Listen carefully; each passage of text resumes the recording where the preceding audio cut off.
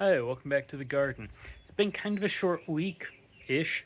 Monday was the end of the Feast of Unleavened Bread, and I got a bunch of rain this week, as you can see by the giant puddle behind me. So that kind of limited what I can do out here. I wanted to till up those two beds. I tilled them up once, and I wanted to run the cultivator over again. So that's why the cultivator's over there behind me. But you can't really till clay soil when it's wet, otherwise it ends up compacted. I don't want that happening, so that kind of just put a pause on everything because I gotta wait for that to dry a little bit. On the flip side, the rainwater capture behind me is mostly full. Well, the two toads that are connected are full. The two toads that aren't connected need to get connected because that would probably help a little with the giant pile of water in my yard. Anyways, let's look at the plants. So my seedlings are still pretty small. I've got these peppers, like some of them are looking okay and some of them aren't. The experimental mustard, I think that one's about to flower, but it's definitely not turning into a tree like I was expecting. Tomatoes are growing.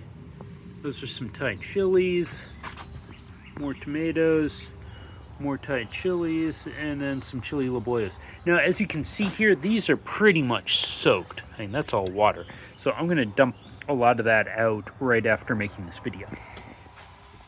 Now, in terms of the onions,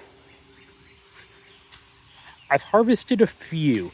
Some of them are starting to flower, as you can see. So I was cutting the flowers off, trying to get seed. You know, I've never saved onion seeds, so I was going to try that for next year. And then when I cut the top, I also pulled the bulb out. And I had a couple of these with the top start falling over, which is how you know an onion is ready to harvest. There's a good example. Like that is just fallen over. So that is ready to pull. That's as big as that onion's going to get. And so I've been dehydrating those. And I'll show you that in a minute. There's my sacrificial Swiss chard, and as you can see, it is distracting a couple worms, so hopefully that keeps them a little off my wife's bok choy and whatever else she's got planted in here. Now, the squash, we need to put a trellis together for this, but it is definitely going to get big and run all over the place if we don't. So that's... I don't know if I'm going to get to it this weekend, but it's definitely on the to-do list. And let's just wash this onion off. We got a bunch of rain, and I'm going to just take advantage of the fact that there we go. Get some of the dirt off that onion. This is going to get dehydrated later. Over here where I planted a bunch of beans, that is completely full of weeds, and I don't think any of the bean seeds have come up. So I'm kind of debating whether I want to cover this with tarps and just let everything die off. And, you know, you deprive a plant of light, the photosynthesis doesn't happen and everything dies. Or if I want to just let it go wild this year. Probably going to cover it if I get the energy. I had to be careful because my septic sprinkler's going.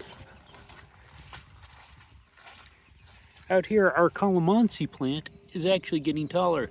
That's supposed to be a tree eventually, so that's going to be 10 feet tall, or 8-ish at least.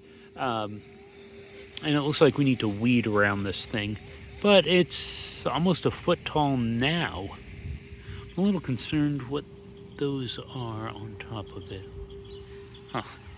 Okay, let's go inside and I will show you the dehydrator setup that I'm using for the onions. Okay, here's the dehydrating setup. So I've got a dehydrator. This has been running, if anyone cares, it's at about 160 degrees. And this has been running for about 20 hours now. I'm dehydrating the greens also in addition to the main onions. And I think these aren't quite done because like it's still got a little squeeze. It's still a little soft. It's not all crunchy like I'd like. But it's dehydrating onions. And then what I'm doing once they get crunchy, by the way, this thing has capacity. That's basically 3 medium-sized onions in the moment.